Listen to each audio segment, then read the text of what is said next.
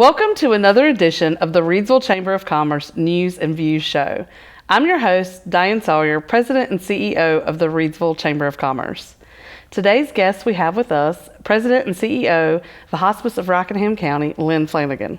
Welcome to the show, Lynn. Well, thank you so much for having me. I appreciate the opportunity to always love to talk about the good work going on at HOSPICE of Rockingham County and how we're supporting and caring for our community. So thanks. Tell me about how long you have been at hospice. I have actually been there a little over 20 years. Started as a nurse at the bedside. I have always joked that I think I have held every position a nurse can possibly hold there, but that is a great thing. I think that gives me a lot of insight as to what our patients and our families need, but also what our staff members need as well. But have held the role of CEO for 11 years. It has been quite a journey, I think, Absolutely. for HOSPICE of Rockingham County. There's so many great things. In my 11 years of working closer with you all, not necessarily have a longer history with my personal experience, but Right. in my 11 years of working with you all, I have just seen things grow and flourish. And one of the things is so many people that I know have come to work at HOSPICE of Rockingham Right. County, and you guys just got a really awesome piece of news about that. Tell me a little bit about that. Oh, we were so excited and just so blessed. So recently we were named by Modern Healthcare as one of the best places to work in healthcare in the country. We actually made a list of the top 150 healthcare workplaces, and so we'll travel to Nashville in a couple of weeks and find out exactly what our rating is, but just to make that list is awesome. And so a little bit about what that entails. We certainly, our mission is to be a supportive presence for life's journey, and we care for our community. That's our calling. This award for Best Places to Work also proves that we support and care for our employees. So that's really what all of that was about. How we support our employees, how we celebrate our employees, making sure they've got a safe place to always be heard. You know, it sounds cliche, but we certainly make sure that our people are not just a number, they're not an employee. There's not a single team member that we have, no matter what role, that is not vital to what we do. So it's kind of funny that you mentioned that, and it kind of goes back to what you were saying about knowing what your families need, but you also know what your employees need because Right. you've been there for a long time and held a lot of those different positions. And we do hear wonderful things about what a great place to work. And, you know, the connection between healthcare especially, but any workplace, and how you take care of your employees directly impacts your customers or your clients or your patients in your case. Absolutely. And I think that you all do such a wonderful job with that. Well, thank you. And, you know, this is work that I personally believe you have to be called to do. We are very mission oriented, very community oriented. You know, we are an independent, freestanding, not-for-profit hospice. So, you know, no one owns us, but I always like to say that the community actually does own us because that's who we're responsible for taking care of. And that's the main goal. But we are just blessed to be able to do that. And a lot of times we'll hear when somebody will ask, you know, what do you do? Well, I work with HOSPICE of Rockingham County. And a lot of times over the last 20 years, I have heard, oh man, that takes special people. I'm not saying that our team is not special. I personally would put our team up against anybody. But my personal belief is the special ones are really the patients and the families that we take care of. I mean, what a vulnerable and personal time. It would have to be one of the most difficult times and most personal times in a family's experience. And the fact that they choose to allow us to be part of that and to walk that journey with them is just such a privilege. Can you explain, when you say choose and when you talk about being not-for-profit versus some of the other options, can you explain a little bit about that? Because I think sometimes our community doesn't understand. They just know you're there Right. and they know you're a resource.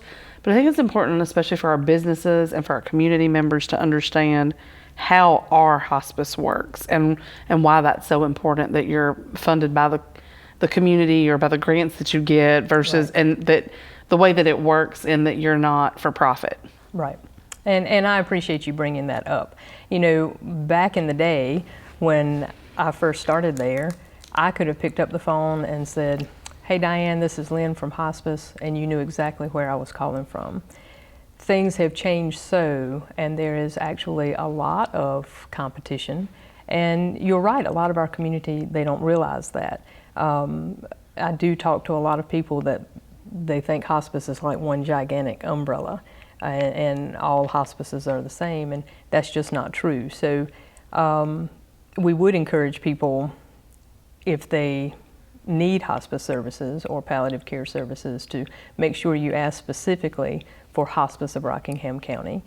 We are the only hospice with an office in this county, but we do have hospices that come from sometimes far away, sometimes even an hour or two away, attempting to serve patients in this county. Being not-for-profit, again, goes back, I think, to that community-minded and mission-oriented. There are for-profit hospices that, again, are attempting to see patients in our county. And I'm certainly not telling you that the care is not good. It's just a difference in the way we view our services, I think, with a not-for-profit hospice being very community-minded and just community-oriented. If you were to follow our team, let's say, from house to house as we are caring for patients, you would never be able to tell a difference and say, oh gosh, well, you can tell this patient, this family has insurance, this patient and this family did not. And that's never the case. So everybody gets the exact same care. You get the same great team of people caring for your loved one, the same equipment, the same medication, same treatment plan, everything. So speaking of community, one of the things that we did a little more recently was you held a community event to rename or have a ribbon cutting and name the hospice house. Tell us a little bit about that and the background with that. Sure. So we do have, of course, an 8-bed inpatient hospice unit in Wentworth. And for several years, it was just called the hospice home. But we did have an opportunity to rename that Gibson House and actually honor one of our coworkers and our great friends, Rick Gibson. So, you know, that brings up a good point just to help people understand, because sometimes there's a misconception that when someone has hospice, you actually go to hospice, and that's not always the case. The majority of the people that we care for, we are taking care of them in their own home or wherever they call home. That could be an assisted living facility, it could be a skilled nursing facility, most of the time in their private residence. But again, we do have the 8-bed inpatient unit in Wentworth. The population that we take care of there, typically they're in their last 4 to 6 weeks of life. Whereas hospice in general, the guideline, and this came from Medicare, the guideline is that the patient would have 6 months or less to live. And I do want to emphasize that that is a guideline, because no one truly knows. That is best educated guesses from the physician that is in charge of the patient's care. So that brings up an important point that I did want to talk about today, is that we actually have a newer service line added a little over a year ago that some people may not know about. And with our name being Hospice of Rockingham County, I don't want anybody to be confused, but we do have another service line that is not hospice care, but rather it's palliative care. We refer to it as serious illness care. Sometimes it's a little confusing when you hear the word palliative and hospice. I don't know that we've always done a good job in healthcare using those words interchangeably sometimes when that's not actually the case, because they are not the same thing. I think a good way for us to remember it is that hospice care is always palliative. Palliative care is not always hospice. And the main difference being timelines, being whether or not the patient is continuing with aggressive treatment or not. So with hospice, Medicare requires that any aggressive treatment, or curative treatment, I should say, has been stopped. So we are certainly focused on quality of life and comfort. With palliative care, or our serious illness care, if curative treatment is ongoing, that can continue on. So we have wonderful providers with our serious illness care, nurse practitioners that are just awesome, that will actually work with the patient and their physician. It's really another layer of support for that patient and family. Anybody who is dealing with a chronic illness, helping to manage symptoms, making sure they're comfortable, making sure goals of care, conversations are going on, advanced care planning is all part of that serious illness care, and no time limit. So as soon as somebody gets a diagnosis that would be a chronic illness, let's say COPD, CHF, a cancer diagnosis, they would be eligible for our serious illness care. Making sure that the nurse practitioner working with that patient's physician and the patient, a lot of times what we're finding is treatments that their primary physician has in place actually go better when you have that extra layer of support helping to manage whatever symptoms might be bothersome for that patient. And if need be, even with our serious illness program, we can certainly get some social work involved if that is the case, helping connect people to community resources, making sure they know everything that's available for them, and really helping to navigate what can be a complex healthcare system. I think that people find some of that stuff overwhelming. Absolutely. I think that being able to just call and ask questions, and I'm sure that your folks handle that very well. Yeah. I feel like that's been a conversation. I know we've talked about it when Leadership Rockingham has visited, or at chamber coffees or things where we talked about how does hospice work, or how does the palliative care work. And I don't think that people understand that they can call and get what they need without having to go through the doctor. You want to talk a little bit about that? Yeah, absolutely. And, you know, hospice can be a scary word, and we certainly acknowledge that, we recognize that. That's one of the reasons that we would emphasize for people to call earlier rather than later. Oh my goodness, if I had a dime for how many times on the back end we've heard from families, we were so appreciative of your services. Had we only known you could have done A, B, C, we would have called you earlier. Keeping in mind that 6 months guideline for hospice, and not wait till we just have a short amount of time, because I can't emphasize enough the support that patients and families will get from nurses, having a nurse that you can call 24 hours a day, having a regular nurse that comes to see you however many times a week that patient needs, having that hospice aide to come assist with personal care, the hospice social worker, the hospice chaplain, and the hospice volunteer, working together with the patient's physician. It is just an awesome amount of support. Going back to our mission of being a supportive presence for life's journey. Really focusing on quality of life, wanting to manage symptoms. So the quantity of life can be the best it can possibly be, and helping families having the best experience that they possibly can. And a lot of people don't realize you can call and refer your family member. You can call and refer yourself if that's an appropriate thing. We obviously work with the physician, and we have to have a doctor's order in order to come, but then we can do that work on the back end. So I would love for people to call if you even have a question and think, I don't know, is this appropriate for my mom or for my husband, whoever the loved one is. Let us come check it out. That doesn't take anything, and see what we can do. So I think one of the things too is that you said it was a scary word, and that makes me think I don't think that people understand truly. They think about hospice and they think death immediately. Right. And I know that's sort of a stigma that you and your staff try hard to kind of get away from because of Right. the ways that you said the 6-month guideline and other things. Talk a little bit about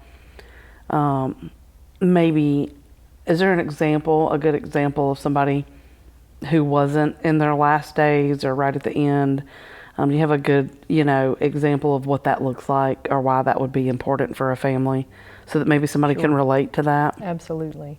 Well, again, I just would emphasize trying to call as early on in the process as we can. There are studies that have been done, one in particular with UNC and Duke coming together for more than a basketball game, but there's a fantastic study that they did that actually proved that patients who have hospice live on average 30 days longer than patients who don't have hospice. And that kind of flies in the face of the misconception that you just mentioned. And think about why that would be. You get to stay in your own space. Most of us would like to limit trips back and forth to the emergency room and have everything handled in our own home if we can. All of that wonderful support from the team that I have mentioned, but knowing that you're not going to have to worry about getting refills on medication or getting in touch with the doctor. We can do that for you. If there are community resources that you need, knowing you don't have to try to navigate that on your own, we can help you with that. Any medical equipment you need, any medical supplies that you need, it's all taken care of. And then knowing, if you are the patient, that your family has that support.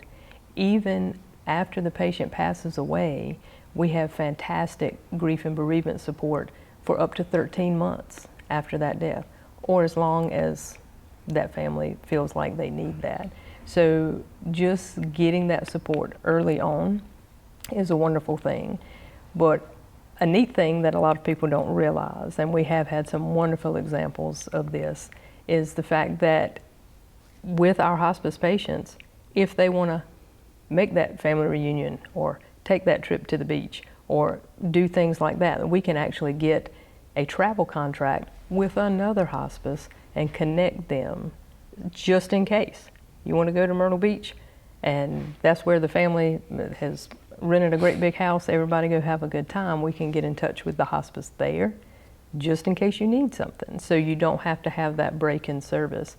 Then the patient comes back home and we just pick right back up where we left off. So being able to still travel, being able to make your granddaughter's wedding or be there for that great grandbaby to be born, all of that involves the support that we can provide. Tell us a little bit about how that works. I know that one of the scary things is people worry about how to pay for services. Sure. And we are reimbursed by Medicare, Medicaid, private insurances. But again, we've never turned anybody away if they don't have insurance or they have no way to pay for our services. If someone needed to work that out, we certainly have our billing specialists that can have conversations along with the social workers and set up an individualized plan if that's what needs to happen depending on what that patient and family's situation is. So that would never be anything I would want to be a barrier for patients and families to have our care. But again, that's different types of questions that I would always welcome somebody just to call our office and let us have a conversation if someone is trying to determine if our services are what they need. I know that we could talk for days, probably, and I promised myself that I would not get emotional. I always do when talking about hospice. I've had some really great personal and family experiences with the care in your organization, and so appreciative for the work that you do. I hope that I don't need it anytime soon, Right. But know that it's there and know that it's there for our community is such a blessing. We are getting short on time. Is there anything that we haven't discussed that you'd like for people to know about your organization? Well, I will say one thing I do have to toot our horn just a little bit, but I'm so excited about being recognized for the quality of care that we provide. So recently we received an award that is called Hospice Honors, and it also ties into a 5-star rating that we've also received from Medicare. Both of those things go right back to the results of a family satisfaction survey. All hospices across the country are required to have the very same survey, so we can really compare apples to apples. And it focuses on the quality of care and that family's experience of our care. So did we help manage those symptoms? Did you get timely help at night, on the weekends, holidays? Would you recommend this hospice to someone else? So questions all along those lines. And we received Hospice Honors because we had at least 20 out of 24 scores above the national average. That's the guideline. We actually wound up in the last year with 23 out of 24 above the national average. And that's what led to that 5-star rating, which is the highest quality care that you can have. So extremely proud of that. Being able to care for this community is a calling, it is a privilege, and we just appreciate the community allowing us to live out our cause and purpose. It's amazing what you do. It really is. And I know that you make things possible for families that they never thought possible when it comes to being able to spend time with their loved ones. And there's a recent trend on social media. There's a hospice nurse who talks quite a lot about the different things she has seen, and she answers questions for families. And my own interest, I guess, I've listened to a lot of the things that she says, and I take everything that people like that say with a grain of salt, but she seems very genuine, and she talks a lot about the families and how to help the families and how to help them navigate and understand the process and how it's different for everyone. And like you say, you talk about guidelines and how we don't really know. And I'm sure you guys have seen some really special and miraculous things that have happened in your organization and in the home specifically. Absolutely. And everybody's experience is different. So our goal is to meet that patient and family wherever they are and just help them have the greatest experience that they can. It's a difficult time, but it's also a time that they can lean on us for support. And again, even after the death of their loved one, knowing that that support is not going to stop is just tremendous. Our bereavement care specialist is awesome. And, you know, everybody needs something different. Small children are going to need something different versus older adults and everybody in between. So just knowing that we've still got you covered even after your loved one passes away, and we just appreciate the opportunity to serve. You all serve our community so well. How can the community help serve you? What are things that people can do to support you? I have to tell you, this community is so good to us. I'm always humbled, and I am just so grateful. When you think about what we've talked about today, in that never turning a patient away, whether they have insurance or not, when you see those hospice fundraisers, that's what that goes for. So every fundraiser that we have, all of that money goes back to patient care, and always investing back into the community. So we just appreciate the support. When you see our wish list out there, maybe on social media, that's another way that people can support us. But I would tell you, we have wonderful volunteer opportunities that people might not think about. So giving back of your time and becoming a hospice volunteer, whether you're answering the phone when the receptionist is on vacation, or you're helping medical records file, or you want to be a patient care volunteer, that's an awesome opportunity for the community to give back. It's just amazing. I always have a really hard time. I don't know any other words, but thank you for what you do, because it's truly special. And I think that for folks who haven't had to experience it, that they have no idea, and I'm thankful that they haven't had to go through that. But everybody's going to experience death with a loved one, even if you're young or old. It's going to affect you at some point more than others, and as we get older, it happens a lot more. So thank you for what you do. Thank you. All right, that's it for another episode of the Reidsville Chamber of Commerce News and Views. As always, you can find us in downtown Reidsville at 140 South Scale Street and online at www.reidsvillechamber.org. Don't forget to check out our social media channels, and we'll see you real soon. Stay tuned.